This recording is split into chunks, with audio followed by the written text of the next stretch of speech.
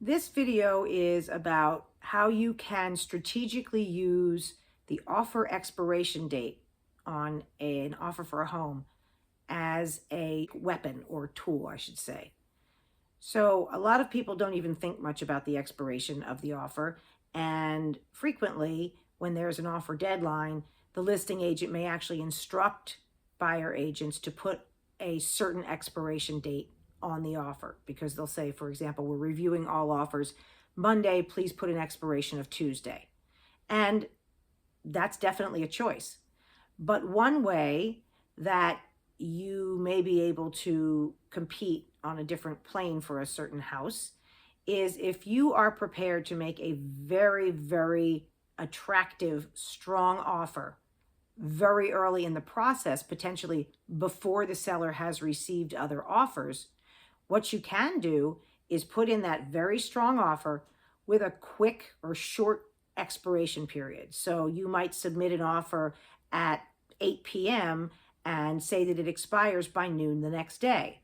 So if your offer isn't very strong, and particularly if the house has just come on the market, that strategy isn't going to work, because why would the seller take a kind of low offer when the property's only been on the market a few hours and potentially they have lots and lots of appointments over the next few days? So that's not a scenario in which the strategy can work.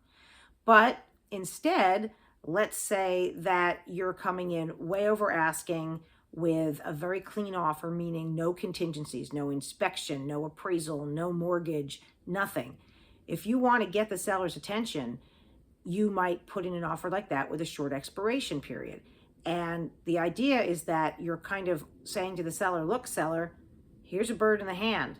If you decide you want to be greedy and not sign my offer because you're hoping you might get something even better, there's nothing to say that I will still be here and ready to make this offer. My offer expires. So while technically you could come back to me after the expiration and ask me if I still want to honor it, I don't have to. So maybe I'm putting this expiration date on because I want to go tour other properties and I don't want to have an offer just sitting around out there, because that precludes me from putting an offer on another property.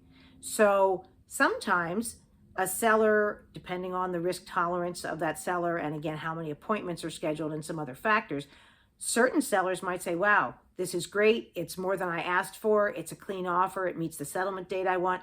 I don't want to risk this buyer changing their mind, going and finding something else. I'm just going to sign it. And that strategy can be used even when there is an offer deadline in the future. There will be some sellers who will entertain it. There will be others who say, it doesn't matter what you offer me. I want to give everyone a fair chance, and I want to make sure I'm not leaving anything on the table. So regardless, I am not responding to offers until a certain day. But it's certainly worth a try, because remember, you don't just necessarily get one shot at it. If you submit an offer, any offer at any time, if the seller doesn't respond and it expires, or the seller says no, there's nothing to prevent you from resubmitting either the identical offer or a different offer at another time with a different expiration date. So it can be a good strategy depending on the circumstances. So it might be something that you want to discuss with your agent if you are looking at a house that you think is going to be very competitive and you do plan and have the ability to put in a very, very strong offer.